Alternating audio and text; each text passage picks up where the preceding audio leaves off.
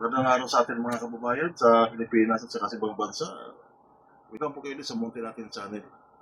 Panoorin natin yung panglimang araw sa impeachment hearing ni BP Sara at tayo na yung humusga po na yung lahat ay credible ba yung mga sinasabi ng witness at papakinggan din natin yung mga pagtatanong ng mga senator judges natin. Senator Judge Alan Cayetano, you have 2 minutes, sir. You may proceed when you're ready. Mr. Presiding Officer, dear colleagues, susundan ko lang po yung kay Senator Risa, Senator Judge Risa at Senator Judge JV at yung ibang nagtanong sa admission against interest. You stated this already, but just for the record, you viewed the whole video, right? The whole 2-hour video. The November 23, Yes. Sir. Yes. Yeah, isang beses, sir. Isang beses lang. Yes, sir. Okay. And how many times there has the Vice President made admissions against her interest? No, sir. Ang tinutukoy ko po ang admissions against interest doon sa November 26, sir. No, sabi mo yung November 23 din na ayaw ng defense gamitin contracted, so yung kinausap is also an admission against her interest, di ba? Di, sir. Ang sinasabi ko pong admissions against interest, yung November 26 video po, sir. Na sinasabi niyang totoo yun at hindi niya Yes, sinasabi. sir. Okay. Opo. So, doon sa November 23, may nakita ka doon na admissions against interest? Insofar as I'm concerned, na nireiterate niya. Hindi, not reiterate. Siguro para malinaw, in your mind, or as a lawyer or as an NBI agent, what is an admission against interest? Yun nga po, yung ini-explain ko po kanina. Ito po yung isang bagay na ginawa ng isang tao na... Hindi ginawa, sinabi. Sinabi Kasi it's admission eh. Apo, sinabi ng isang tao na ikakasira niya, but then instead of denying na sinabi niya yon, inadmit pa niya ito, ni-reiterate Okay, niya. very clear yon. And you and Agent John Mark Kalilong said that the basis of the investigation was the November 23 video, the basis sa inyong affidavit of investigation sa nag-file ng kaso is certain portions of the November 23 video. As well as the November, as well as the As well as October 8. other evidence. Okay. Apo. Sa November 23, ilan ang admission niya against interest?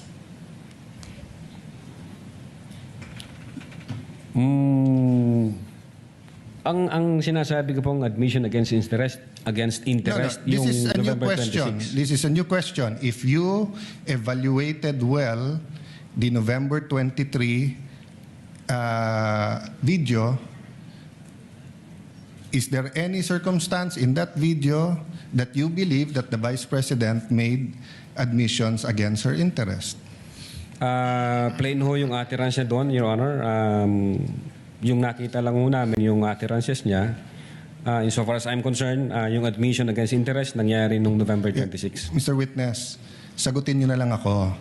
Lahat ng admissions are utterances. Yes, sir. Okay? Admissions is verbal. Diba? Hindi to yung parang admission sa court. Pwede mo i-admit yung documentary evidence, pwede yung object evidence, pwede yung statements.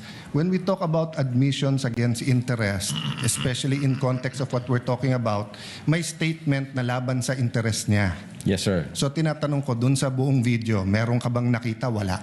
Yes or no lang yun, meron or wala? O meron at wala, hindi yes or no? Kayo nag-evaluate nun eh. Meron o wala? Admissions against her interest. Yes, sir. The fact na in-utter niya yun. Which one nga? So meron ilan at ano yun? A little leeway, Mr. Presiding Officer, kasi hindi natukoy masyado yung tanong. Senator Yes. Judge Alan may proceed. Yeah. So which statement that? That one you're mentioning now. So yung sagot mo, meron. Ang understanding ko, sir, nung sinabi ko yan, I'm referring to the November 26, 2024. Mr. Witness, paulit-ulit tayo. Yes, sir. Burahin mo na yung pinag-uusapan natin you're referring to. I'm asking you a direct question. Yes, Sa sir. November 23, meron o wala bang statements na you will consider in your professional as a lawyer and as an NBI agent in charge of investigating this? meron ba siyang state admissions against interest? Ang tinutukoy ko lang po again, Your Honor, yung 26. No, I don't care. Wala po yung 23. I'm sorry. I don't care, Mr. Presiding Officer, kung anong tinutukoy mo. I'm asking you a direct question. November 23, video. Meron o wala siyang admissions against her interest doon? Attorney Lotok, yes, no, I do not know, I do not remember. We're referring to November 23, not 26. I do not know, sir. Ang Oh, you do not know. ang nire-refer Okay. ko na... Yeah, don't tell me admission- na. So you do not know. Okay. When she said, kung papatayin ako, may kausap na ako, patayin niyo yung tatlo. Is that an admission against interest? Yes or no? Based on that utterance, sir, yes, I think so. Yes. O kakasabi mo lang kanina, I don't know. Ngayon, yes. O ano pa? Ano pa sa video na yon na admission against interest? Meron o wala? Or I don't know? Yung utterances na yun, sir, Sir, bukod nga doon. to me, sir, yung utterances na yun, that's admission against Sir, interest. klaro na yon. Tinanong ka na ng presiding officer, sagot mo, I don't know. Tinanong kita ng diretso na sa video, biglang you know, biglang sasabihin mo na yun utterance na yon. So, ang tanong ko na ngayon, bukod doon, aside from that, Sir, ulitin ko po yung sagot ko. no, you don't need to answer. Yung sinabi ko po na No, I'm admission asking against you, interest. aside from the utterance, the statement, na kung papatayin nila ako, patayin sila, is there any other utterance during in that video that you would consider admission against In so far interest? as I remember, wala na po yun. Wala na, okay. When the Vice President said, yung pinamigay sa DepEd, isn't that an admission against her interest kung may pinamigay? Siya po yung namigay, sir? So, ikaw ang nanood ng video, ikaw nag-evaluate, ako pa magsasabi sa iyo kung ano laman ng video. Akala ko ba, tinignan nyo ng mabuti yung video? Bakit hindi mo alam yung laman ng video? DSW, ano yun? Sir, pwede ko pong tingnan yung sinasabi No, niyo. no, so you do not know what the alaman ng video? Again, tinignan ko po ang video one time and ang nag-review po ng video yung agent on case. Yes, but you're the agent in charge and you're the one who filed the affidavit. Okay, Yes, sir. next question. Nung sinabing mag-people power, tapos ang sinabi niya, hindi yun yung solusyon. O, kung nag-people power, sino magiging presidente? Kung nag-people power at mawawala ang Pangulong Marcos, sino magiging presidente? Siya, sir. Opo. Oh, so hindi ba admission against her interest din? Siguro sa interest niya maging presidente. Pero ang sinabi niya, what? I think so, sir. Okay. So I mentioned 3. So my next question. When you have an admission against interest, do you take the whole admission or you can cut it up into parts? Again, Your Honor, yung If my admission against interest is 1 sentence or 1 paragraph or 3 sentences, can you take 1 sentence and say yun lang yung admission and the 2 other sentences are not? Can you divide I think it it up? should be the whole, sir. The whole sentence. So the whole sentence niya, nung sinabi niyang kung papatayin ako, is pinagbibintangan niya yung tatlo na papatayin siya. So if you say it's an admission against interest and you believe it, you also have to believe na papatayin siya nung tatlo. The same thing, if you're going to say na namudmud siya sa DepEd, ang sinabi niya galing sa First Lady yung pera. So you're also going to have to believe that. So if you're going to believe her na yung ibang sinabi is seditious, ngayon sinabi nga niya hindi solusyon ng people power. So as the evaluator, bakit hindi consistent yung evaluation nyo nung video? No, I think yung in so far as people power is concerned, I think sinabi niya yata na, yes ma'am, natutuwa ako dun sa ginagawa niyo. Hindi. Your Honor.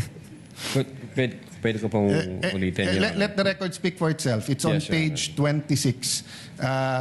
Same paragraph nung sinabi niyang papatayan, no? But having said that, last question, no? Bakit sa cybercrime ni-refer?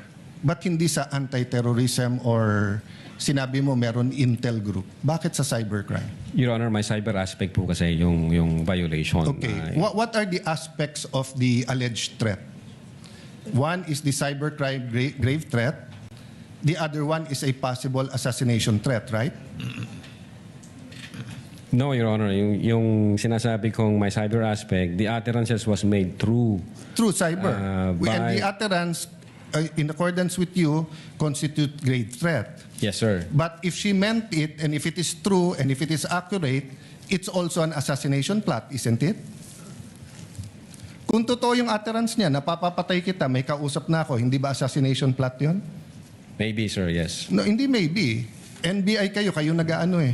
May nagsabi sa presidente, papatayin kita. How much plain can that be as an assassination plot? That's why, sir, may validation process. That's why may validation. Kaya yung tanong ko, ano ba mas mabigat, yung assassination plot o yung cyber aspect? No, Your Honor. No, diretso yung tanong. Hindi no. Anong mas mabigat? It's a direct question. If you were NBI director now or whatever, you were PNP chief, dalawang iniimbestigahan mo, yung cyber aspect na pwedeng cyber libel, pwedeng grave threat, at yung assassination plot, ano mas mabigat sa dalawa? Ano yung prioritize mo? Your Honor, yung cyber aspect, based on the law, mag-a-add siya ng 1 degree higher doon sa... So, matidebate tayo kung anong higher, papabayaan mo mapatay ang presidente. Kindly wind up, Senator Yes, Judge. I'm winding up. The point I want to make, Mr. President, is whether I was the PSC, the Executive Secretary, NBI, or an ordinary citizen, my first concern is wag mapatay ang presidente. Yes, sir. But instead of the NBI director taking it upon himself, giving it to the anti-terrorist or to the intelligence, sa cybercrime binigay. Your Honor, again, ulitin ko, yung utterances was made through information and communication technology. Kaya may I hope if jurisdiction any one of my cybercrime colleagues here division. become president, magbago yung attitude ng NBI. Mas importante pala cyber kaso sa buhay ng presidente. Not necessarily, Thank you, Your Mr. Honor. President. Noted. Counsel for respondent is recognized for his recross, if any. Just a few points, Your Honor. You may proceed, sir, when you're ready. So during your testimony, you mentioned that an unsigned document is a mere scrap of paper. Yes, Your Honor. But you also said on redirect that the lack of signature is a typographical error. No, yung typographical error based sa tanong sa akin kanina ng abogado, yung misspelling, yung mali yung docket number, kung mali man yun, yun, Your Honor. Okay. Now, you mentioned on redirect also about the November 26, 2024 press con, correct? Yes, Your Honor. Yes, sir. So after that press con, did you interview VP Sara? No, sir. And despite not having interviewed her, you made findings on her mental state. No findings ng mental state, sir?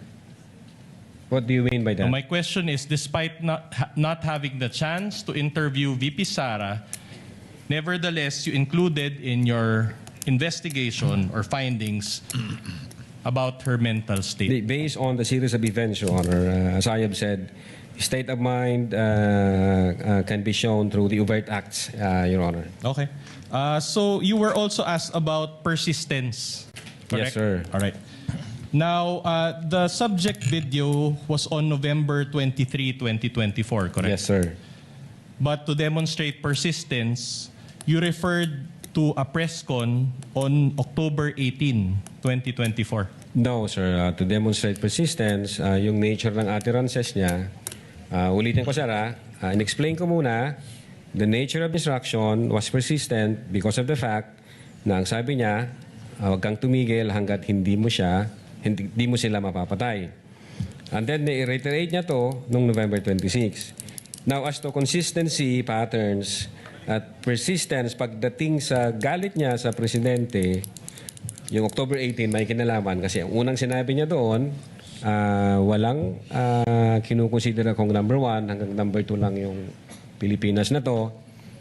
Then pangalawa, I imagine myself cutting his head. Then kinumpara namin siya noong November 23. Already satisfied with the answer? Consistent po yung... What was that, counsel for respondent?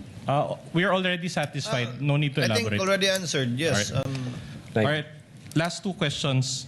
So you said that the February 14, 2025 DOJ certification found your findings or your investigation or the case that you filed sufficient.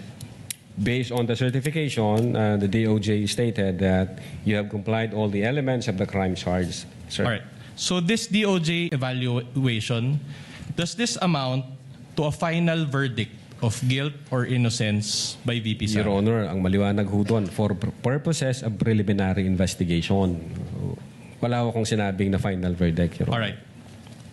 So you also mentioned the concept of open source investigation. Yes, sir. Does this include internet browsing? Yes, sir. So you Google search, kasama ba yun? Yes, sir. So you Google search mga news articles, Yes, sir. websites, videos, correct? Yes, sir. Including mga YouTube videos. Yes, sir. All right. I'll show you a short video and I'll ask one final question. Kindly show the video, Tech.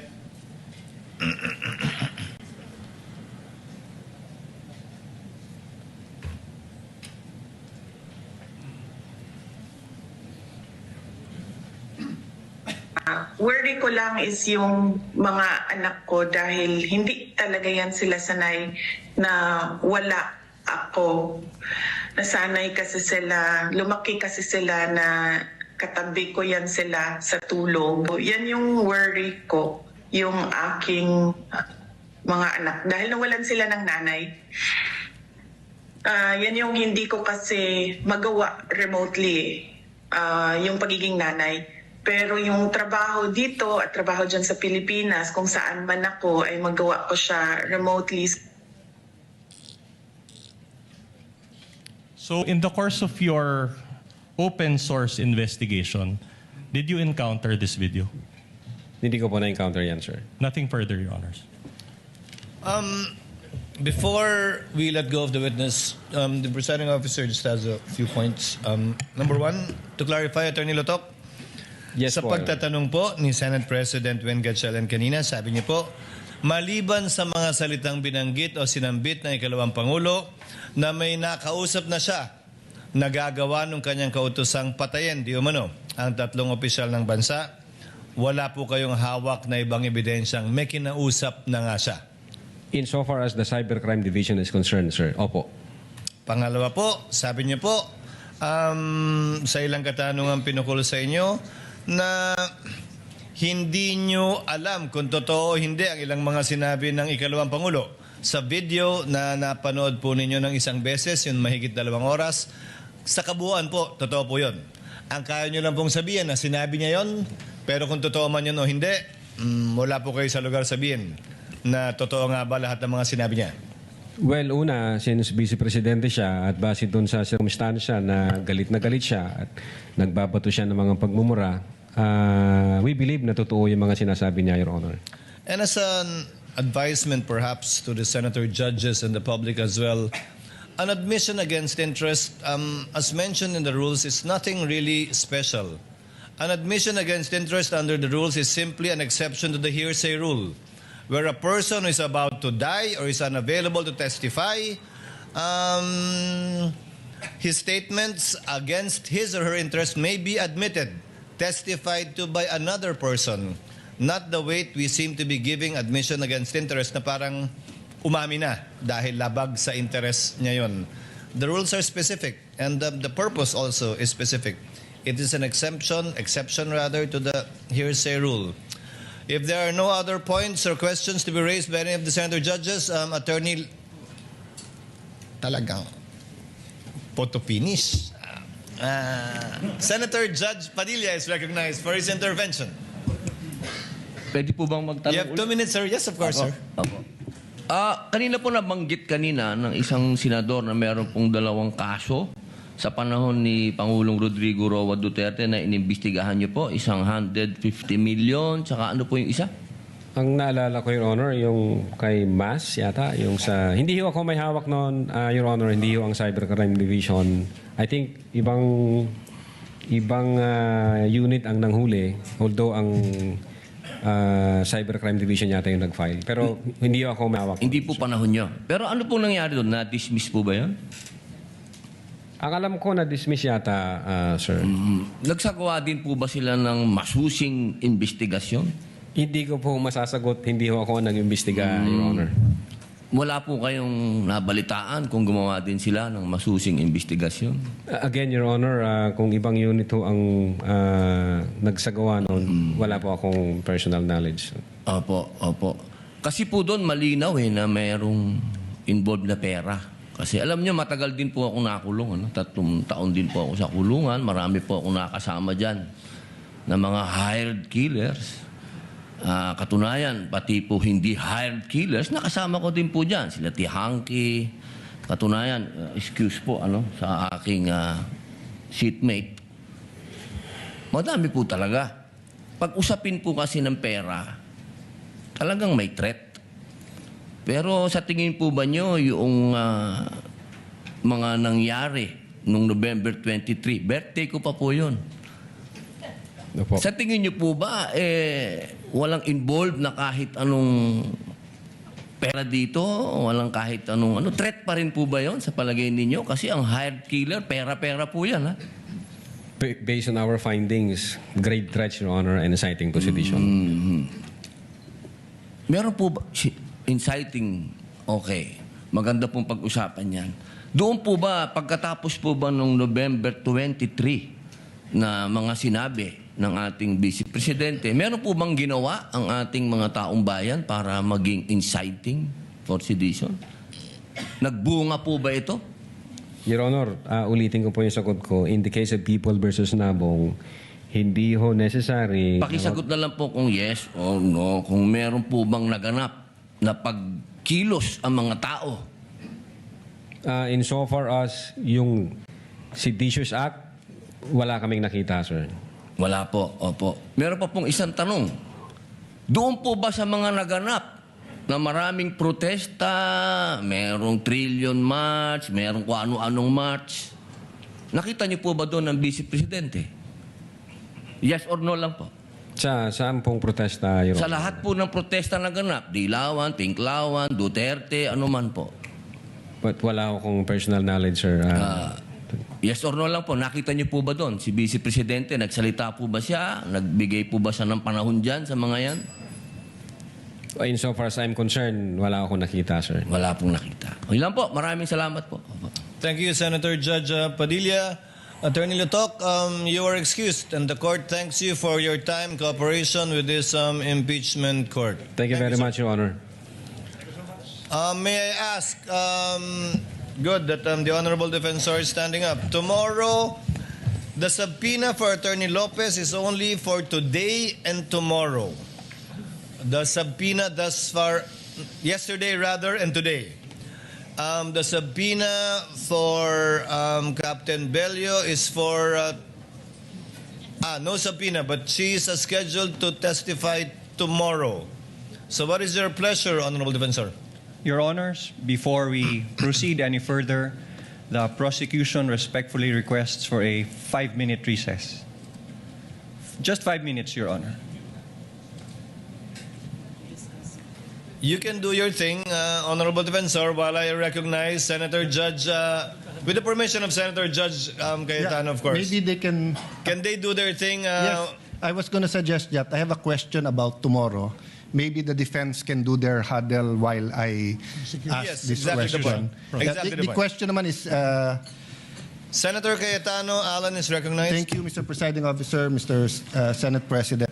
This is addressed actually to the Presiding Officer, Senate President, and our colleagues. So, are we going to have the oral arguments tomorrow about Yes. the... So, I think we all received the... Copies have been copies distributed. The last night. memoranda of the parties have been Yeah. distributed. More or to less, Senator it's judges. 33 and 32 pages, so that's 60 pages. I'm beginning to study it today because I had to study about other matters tomorrow. So the second question is, while we will have the oral arguments tomorrow, will we decide as a body tomorrow, or we have a little bit more time to digest what was discussed tomorrow and then decide on We will Monday? decide as a body tomorrow, because my understanding is the parties will be needing time to analyze whatever data will be produced should the subpoenas be granted. But that is for article. The subpoenas, for That is correct, Your Honor. That is for Article 2. 2, which we will start hearing in August, right? As of now, it is the last one, but as we had talked Yeah. about earlier, the prosecutors can decide to bump it up depending on Yes. their strategy So- to present evidence. No, so I'm not moving that we postpone the oral arguments tomorrow because I think we're ready to listen. But I do want to make an intelligent decision, and there are many, many issues from the test nga of if it's definite, is it a fishing expedition, is 20 years, or, so there's so many issues. Would it be possible that we also have our own huddle tomorrow before we decide, just in case we're not...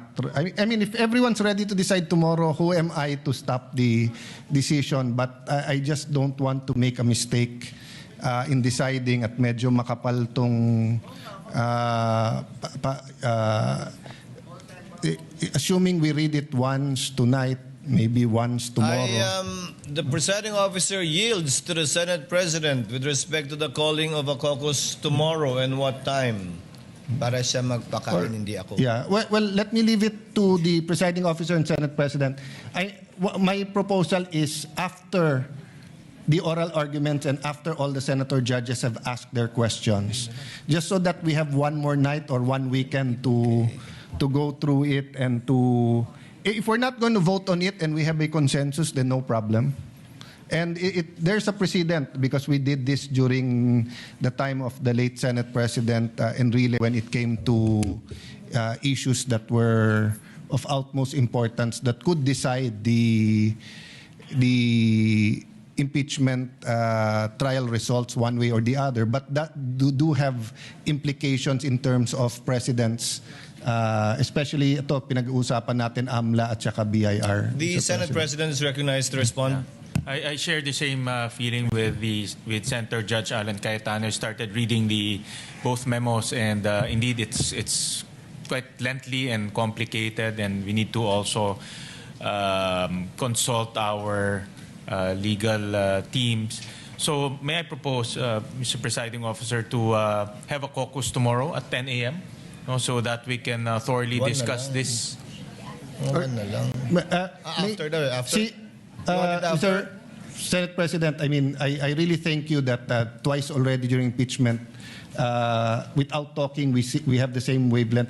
May I propose that if we have a caucus after, just so that we can, So for all we during the know, break. maganda yung discussion and we're enlightened by the prosecution. And, So during the break. And to be honest, I'll probably still be reading this at 10 a.m. No? If that is the pleasure of the body, we can have a caucus maybe after. No? During the break. when we After call a the break. after the oral arguments, we'll pause for a break and have a caucus. We can call at a that time. longer break, Senator Judge. Thank you, All right. Senate President and Thank you. Senator. Is the Honorable Defensor ready after his 5-minute huddle? Yes, Your Honor. Your Honor, may I request the court to recognize the counsel for the panel of prosecutors, Attorney Lorna Pataho Kapunan, Your Honor. Attorney Kapunan, counsel for the prosecutors, is recognized. What do you have for us, ma'am?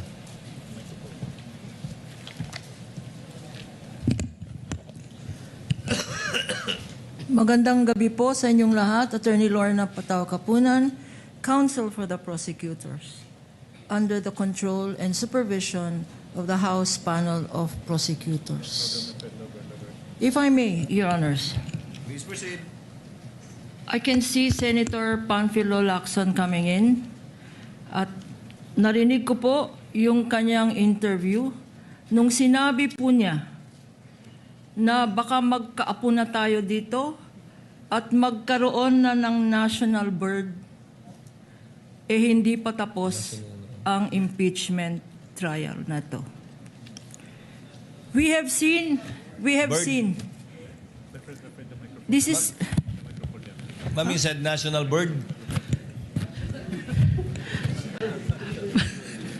hindi po ba, Senator Lacson? Well, somebody who interviewed you said that you said that. It must be another senator judge or another person. Talking about birds, okay. Please proceed, ma'am. I never talked about birds. Then definitely my information was hearsay. In any event, in the last 4 trial days, we have had several hours of legal calisthenics, direct examination, cross-examination, and today we also had redirect and recross. A total of approximately 8 hours a day, and 2 witnesses. Today we are supposed to hear a subpoenaed witness, Attorney Zulaika Lopez. And after her, another witness, subpoenaed or called to appear here, Captain Belinda Bello.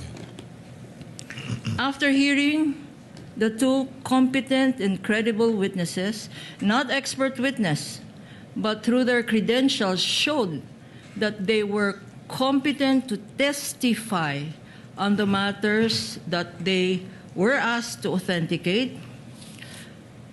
After evaluating through these 2 witnesses, 19 documentary evidence from Agent Kalilong and 45 documentary evidence from our recent witness, Attorney Lotok.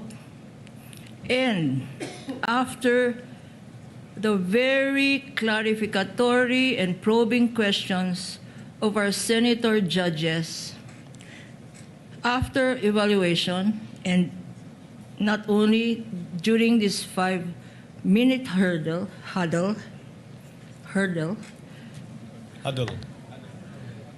pero hurdle na rin po yun. It is the wisdom of the public prosecutors as expressed through this representation that we find it totally unnecessary, redundant, and a surplusage to still present Attorney Zulaika Lopez and as well Captain Belinda Bello. Let me just state for the record the reasons why. Had we been able to present Attorney Zulaika Lopez, she would have proven 3 things, or we would want to have proven 3 things. First, that she was personally present inside that detention center when the Vice President uttered the video, Exhibit P-4-10, when she uttered the statements that she had contracted, that she had already contracted a killer, and you have heard this already before, and so on, to kill the President, the First Lady, and the Speaker of the House. That would have been the first offer of testimony, that she was personally present inside that detention center when the Vice President uttered those statements. Admitted already, admitted by no less than Attorney Vinluan here, who in his closing remarks or opening remarks mentioned more than 10 times that that press conference occurred, Attorney Zulueta and the Vice President was there, and that in that press conference or a live broadcast, the Vice President did utter the statements we have heard time and again, Exhibit P-4-10. Although Attorney Vinluan says yes, 10 times, I counted just now.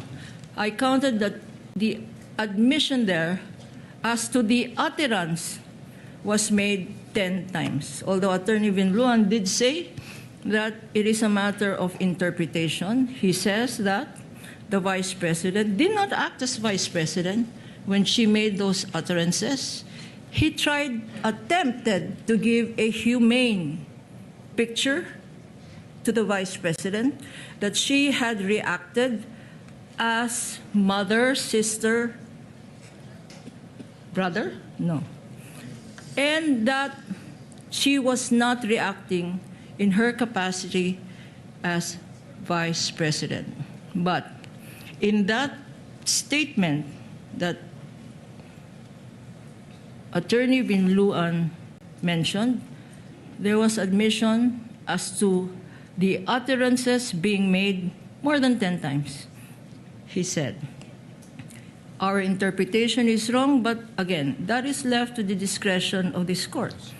So that was the first offer. The fact that there were utterances made in a press conference and that Attorney Zulueta was president. No need to present Attorney Lopez for this purpose. Secondly, our second purpose was that Attorney Zulueta Lopez was not only present, but so were other media personnel present there who heard the utterances of the Vice President. And lastly, we would have offered Attorney Zulueta Lopez Zulaika Lopez to confirm the authenticity and the provenance of that video, Exhibit P-4-10.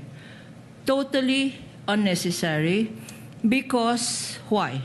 Because the defense themselves used the very same video, said exhibit, in their defense when they showed Attorney Zulueta crying and allegedly complaining about the violation of our human rights. So by their own admission, there is no question about this video.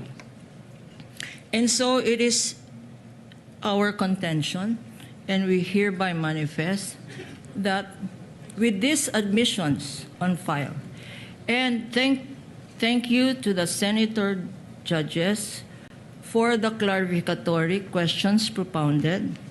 And I'd specifically like to say thank you to Senator Tito Sen, Vicente Soto, for, in his brief statement, by virtue of clarificatory, brought us back to what this trial is all about.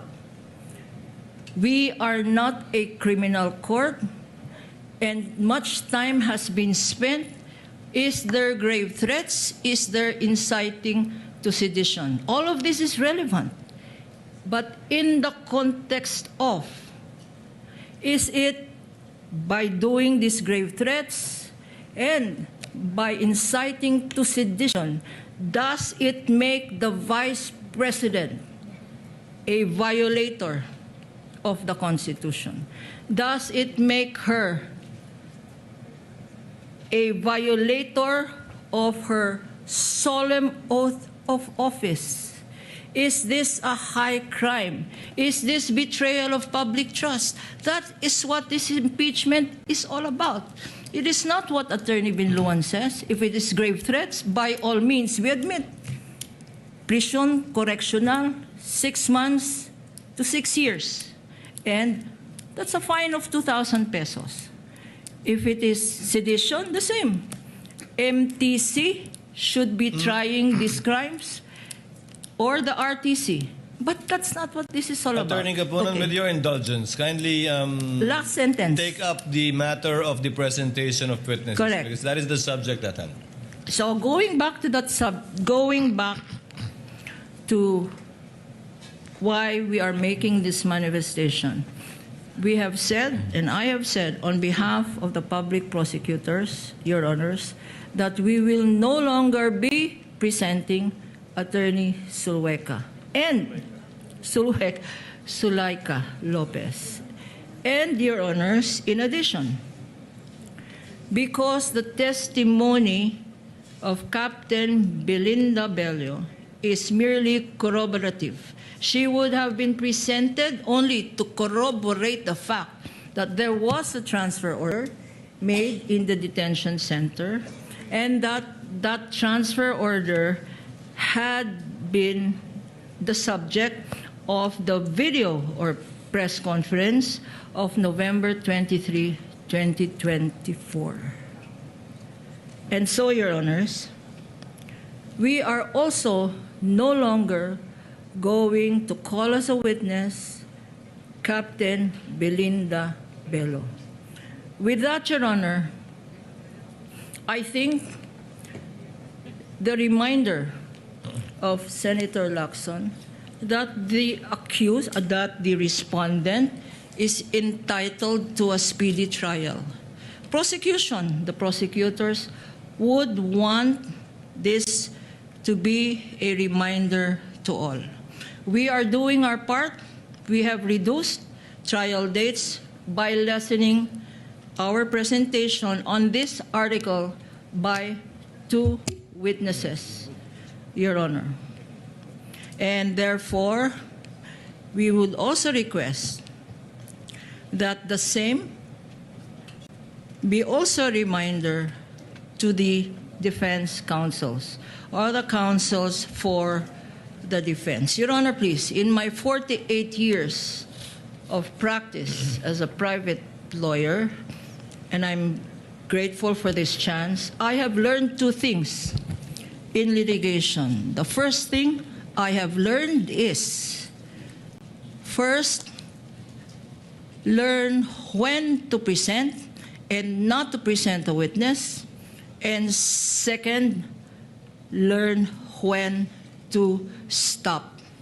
And I think that should be our takeaway from this manifestation. We have decided from the evidence presented and from everything in consideration that we will not present these 2 witnesses. And on that note, I will also say we know when to stop. And this is where I stop. Thank you. Thank you, Senator. Thank you, Counsel, for the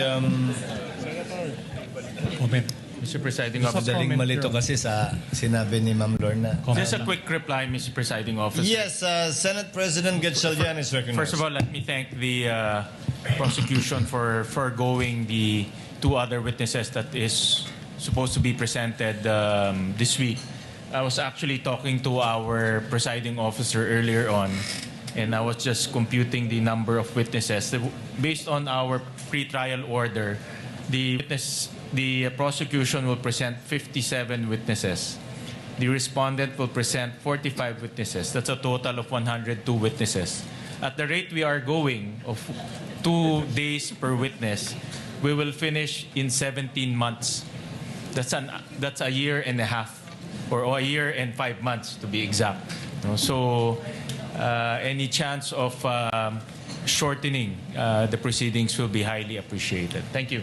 Presiding officer also thanks the Counsel for Private Prosecutors. So therefore, tomorrow, what is calendared for our agenda is the disposition of the 2 requests for subpoena by the counsel, by the panel of prosecutors, namely motion for the issuance of a subpoena for bank records and AMLC records, and a motion for the issuance of subpoena ducis tecum as well for the BIR records that we returned via a sealed box. Given that there are no other witnesses to be presented tomorrow, because Director Matibag was scheduled based on an earlier decision of the court on Monday, July 20. I hope we will have sufficient time to discuss these 2 subpoenas tomorrow in our trial. To remind, both parties shall be given 10 minutes to discuss the 2 motions, given that, and this will be discussed jointly already, given that you filed your respective memoranda jointly as well, discussing the 2 issues. You will be given 3 minutes by way of rebuttal and 3 minutes by way of surrebuttal, should it be necessary. Thereafter, the senator judges will proceed to discuss the matter in caucus and thereafter in plenary. Yes, Senator Judge Alan Cayetano. May I just ask, through the presiding officer, is 10 minutes enough? Your Honor, we will be Because- raising our request to make it at least 15 minutes Yes, per party. because, sorry, I'll just use myself as an example. No? I want to draw the line between a fishing expedition and this is definite, di ba? And of course, if you can answer it in your presentation, better. I don't have to ask questions anymore. And I can tell you very honestly, I'm really interested in this issue. So may I ask my dear colleagues, can we, since we don't have any other witness tomorrow, I think it will go faster if we give them more time and ourselves less time. Maybe 15 or 20 minutes each, and then 15? maybe, Mr. President, Mr. Presiding Officer, you said 3 minutes rebut. I mean, can we give them more time to rebut each other? I'd rather they be rebutting each other than rebutting us. But I think this will really be an issue that will educate all of us, and it'll really be good for the impeachment court and the Filipino people. So may I ask The Honorable Defensor, 15 minutes. Yes, Your Honor, 15 minutes per argument and 10 minutes per party on rebuttal, Your Honor. So 15 and 10. Yes, Your Honor, if How the about defense will counsel for agree. respondent? We will just submit, Your Honor, to the discretion of this honorable court. 15 minutes for the oral arguments in chief, and then 10 minutes by way of rebuttal and rebuttal. And a reminder to the senator judges. Each senator judge can speak for a maximum only of 10 minutes and for a total of 1 hour for each side. Meaning to say, the side to grant the motion and the side not to grant the motion.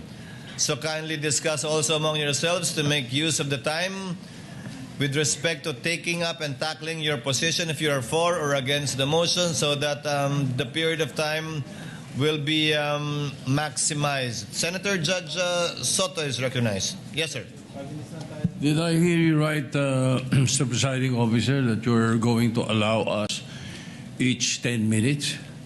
But in no That's, case to exceed I'm a sure maximum of 1 hour, Senator Judge Soto. for everybody, but I'm sure not everybody will avail of 10 minutes. But if we do, that's 240 minutes.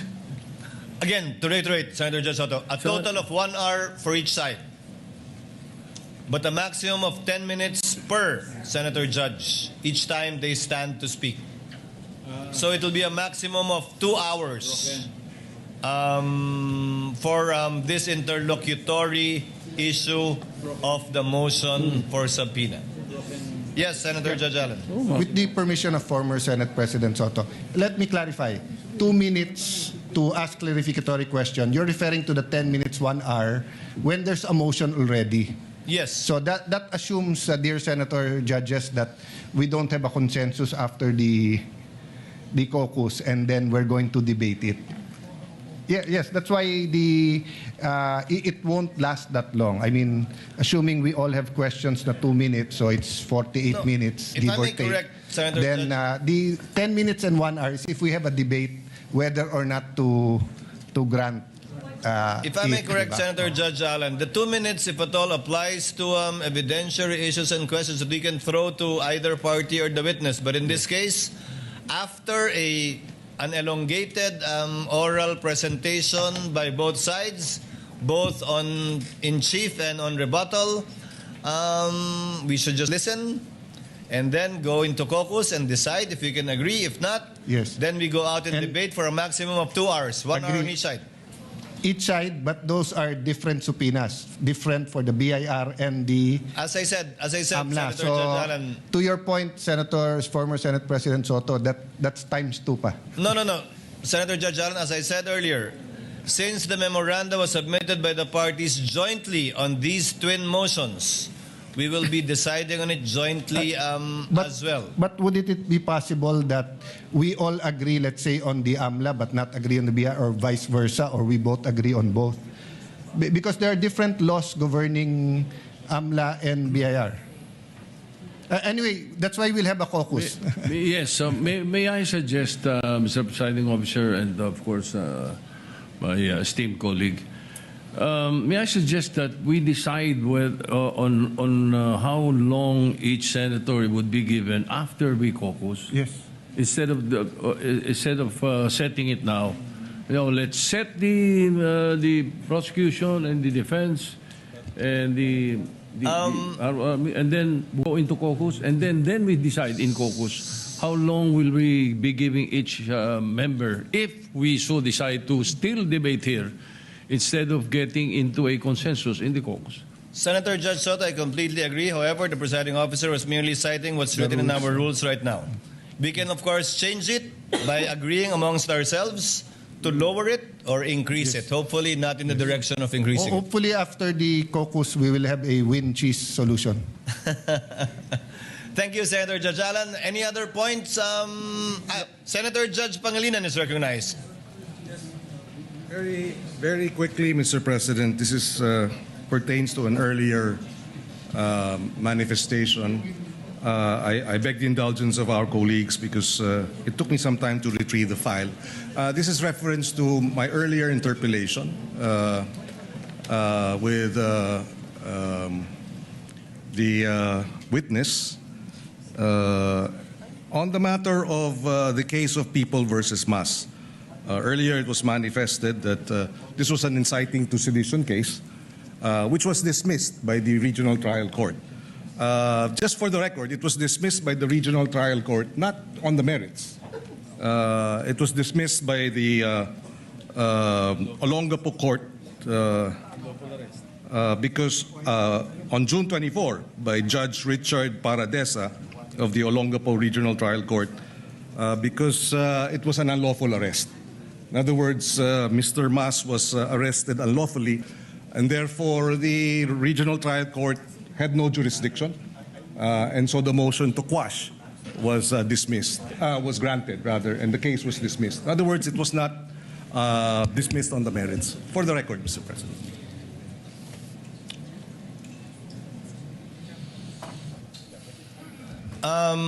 Yes, Honorable Defensor, just to remind you that tomorrow, kindly give us a list of your witnesses for the following week for the information of the court as well as for the other party. We will, if necessary, Your Honors. And will you be needing a subpoena for Director Matibag for Monday? We won't need a subpoena anymore for Director Matibag for Monday's testimony, Your Honor. Okay, then no need to issue a subpoena. Any other points the counsel for respondent would like to raise? No, Your Honor, just to, before we end, can we Yes, request Honorable the Defensor. clerk of court to reseal the evidence, especially... Yes, after we adjourn, may I request the counsel, assisting counsels for the parties to kindly meet and reseal the USBs that were opened by the witness earlier amongst yourselves. Your Honors, we have no other matters for consideration this evening, Your Honor. There being no other business to be taken up by the court, trial is hereby adjourned until 2 p.m. of Wednesday, July 15, 2026. Thank you very much to everyone.